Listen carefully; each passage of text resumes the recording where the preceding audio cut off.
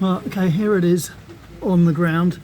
So here's what it looks like now, and it's certainly higher than the one that I haven't done anything to, but it's possibly not higher enough. It's also tipping up slightly, so my clocking was a bit too much. But probably most importantly is that the clearance I was looking for, which is up here, is not, it's now almost touching. So what that means is my extension piece actually is too short. It needed to come back probably at least twice as far, which is kind of annoying. So I'm gonna have to extend my extension and probably tip it up a little bit more as well, and get my clocking very slightly more downhill. So let's do that then. Alright, so I added another piece on. Looks like I got the clocking just about right, and there's now more clearance than there was before. When I say more clearance, I mean clearance up in front of the box up here, and this hanger obviously is going to have to change, but yeah, there's more clearance in there than there was. And in fact, it could even come up a little bit further. It's still clear of the axle, so that's good, but I could bring it up another ½ inch-ish, I think. So this bit here is not yet fully welded, so I'm going to bring it up slightly and then fully weld. The tailpipe, which is further out than it used to be, is, yeah, I mean, it'd be better if it was a bit shorter, really, wouldn't it?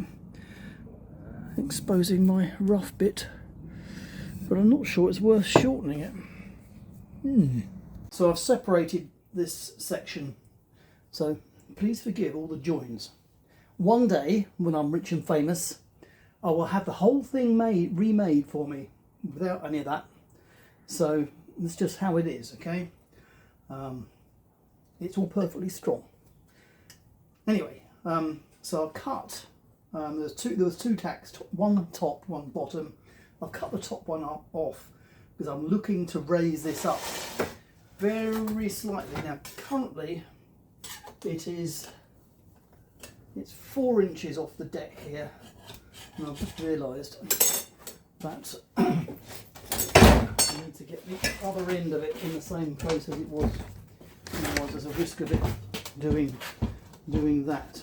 Alright, so what is it now? It started out at 3 inches and it's now 5 inches. So it has come up a lot. But as we saw, there was more clearance there than I actually needed. So having detached the weld here, I'm basically cut and butt. So having separated the weld, I'll lift it up slightly and recut it.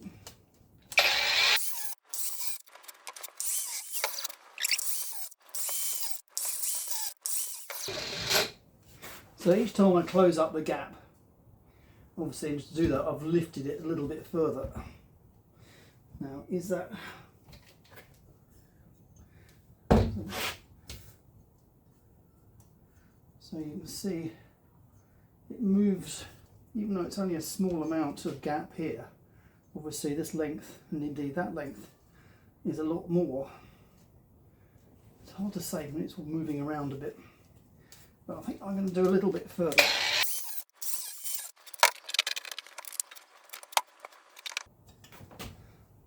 Okay, I'm actually going to do it pressing on it, holding the end up with this piece of wood, because my wrist's not quite strong enough to do it. And when you squeeze it up like that, you can see where the tight spot is, which is in this case down here. So I just run the slitting disc down there.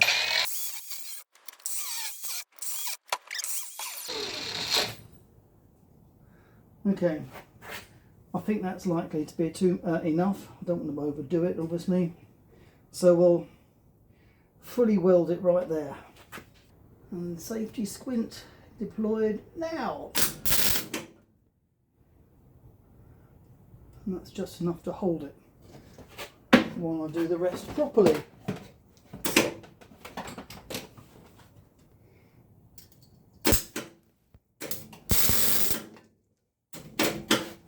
Let's run out of gas. Right, after a short interlude while I fetch some more welding gas.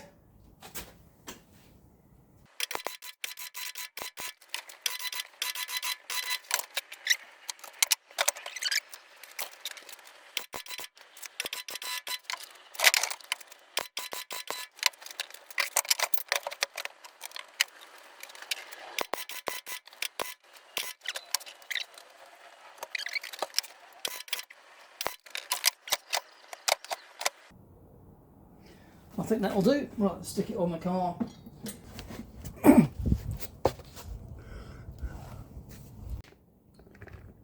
So for this one, my first move is going to be moving this thing outwards slightly because it is very, very close to the axle.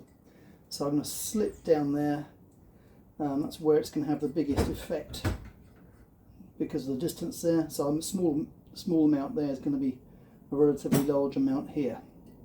We'll see how that goes to start with. Same procedure as last time.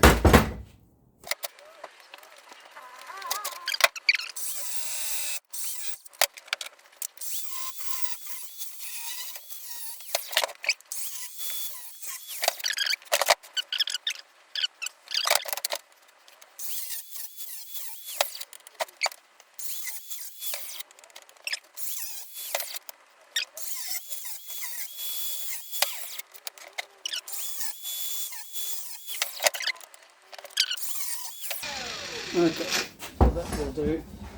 So I'm going to tack that on in that new position and then move on to the next bit. I'm relying on the safety squint.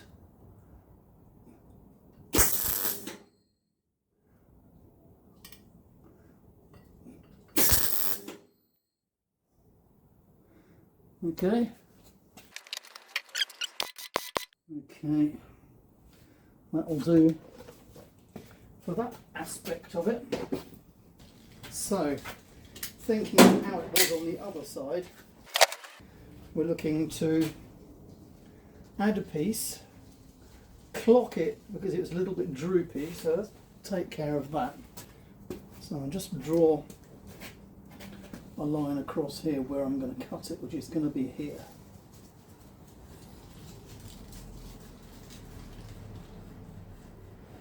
Try and get that as straight as possible. Now last time when I clocked it too much. So it's going to be a smaller clock than it was before. We want this piece to turn upwards. So I'm going to put a dotted line right next to the original. Hello, Jessica. Okay then. So I'm now going to cut this completely because it does need to be extended. So I'm going to cut this section off there.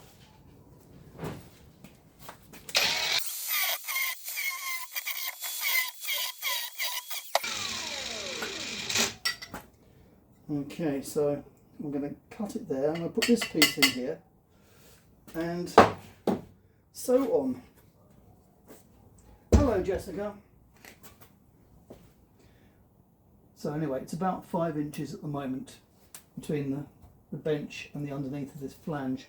So we're going to cut there and put this piece in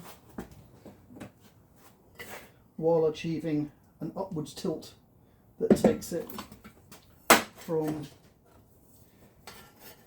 5 to 6.5.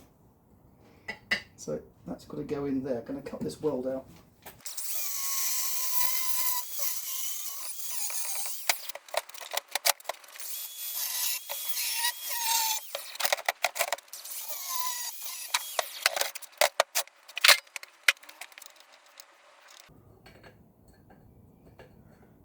Right, I'm going to stick that on there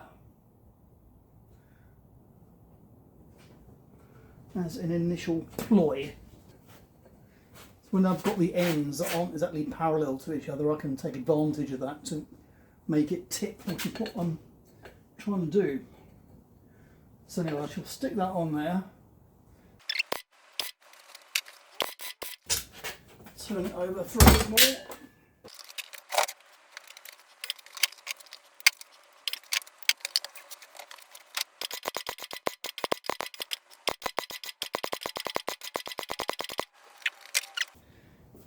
So now turn it over again. Now the only fly in the ointment with this methodology, of course, I measured the height, but it's going uphill anyway. So I think I'm going to have to judge it by eye.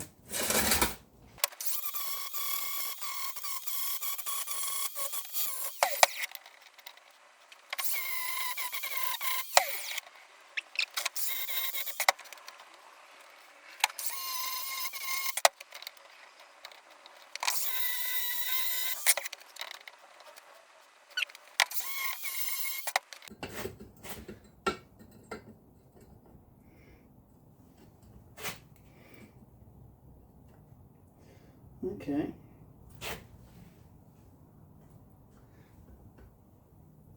I think we can entertain that as something to try. And I'm trying to clock it, very small amount as well. So I've got my pink marks in the orientation that I'm looking for. Alright, safety squint coming up.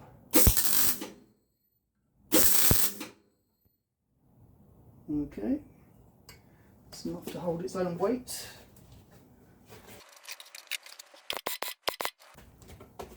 Tack it on the other side and then offer it while we're here. So it was 5 inches before.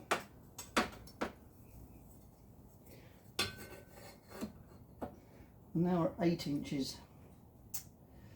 Is that too much? I think it might be actually. Let's slit this downwards.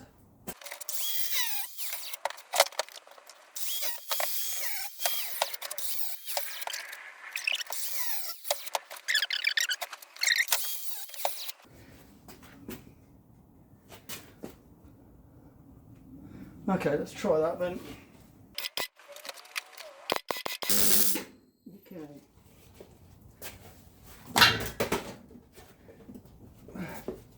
It's good enough to hold its own weight, I think. Well, that's not bad for a first attempt. It could come up a bit more, but I have got a problem with over there where it is actually touching the axle, so that end is going to have to clock downwards to avoid that, which might result in the silencer going upwards because it's probably under tension at the moment. So I'm going to clock that section down or wedge it down and see how it looks then. So this is what I want to turn downwards and also inwards. So I think I'm going to cut a slice in here rather than detach it from this and rotate it, which is the clocking that I referred to. Reason being, it's really hard to get in there with the cutting disc right in here, so I'm going to do the alteration out here instead. So I'm going to cut it. I'm going to cut it everywhere apart from here. And then I'm going to simply fold it downwards. So I think I'm actually going to mark where I'm not going to cut. It's mostly got to go downwards. and a little bit inwards. So I'm going to cut it here, I think. Or I'm sorry, I'm not going to cut it here. And cut it everywhere else. So let's see how that goes then.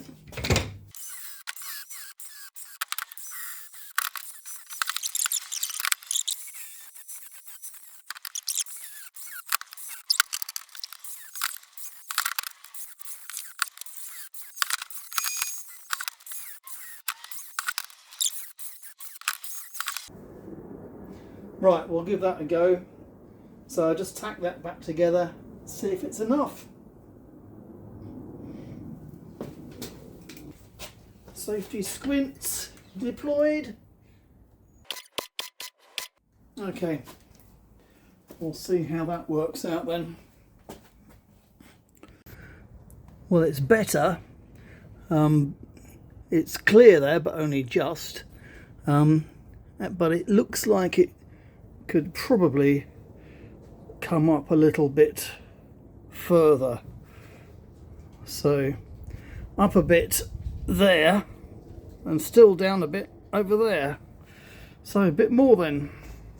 And finally, from a welding perspective at least, there we are. So near as damn it the same height each side, so roughly, hard to say exactly, but maybe 1.5 to 2 inches higher than they were in the initial fitting of this extra silencer. The only thing I need to do now is to see about an exhaust hanger on the left hand side, and that'll be that.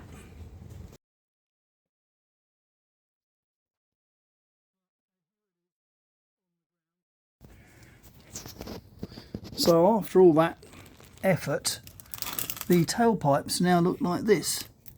So definitely higher than they were before, but perhaps not as much higher as I had hoped. I mean, I'm sure they will do, to be honest.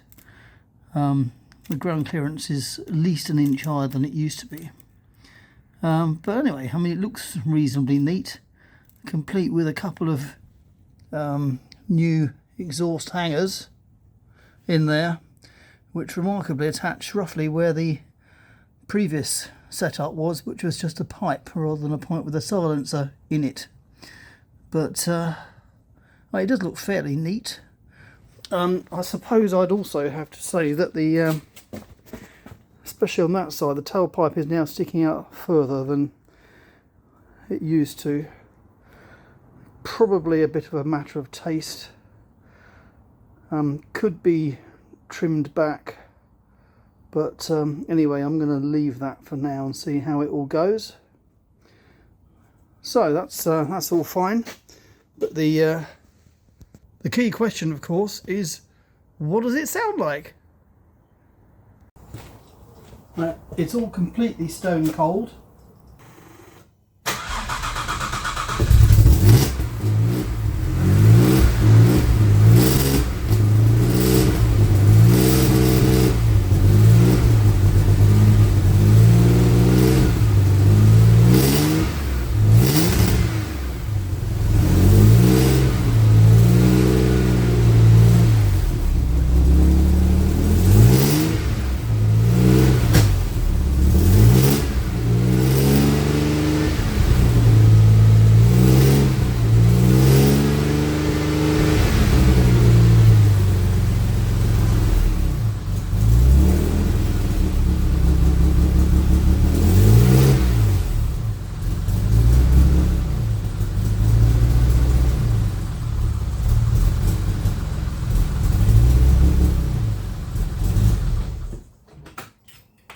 Well, not dramatically quieter than it was before, but the crackle has definitely gone, which I particularly didn't like. And clearly it sounds a little bit quieter inside. So I'm fairly pleased, although I have to say the amount of effort required was more than expected. But isn't that always the case with these things?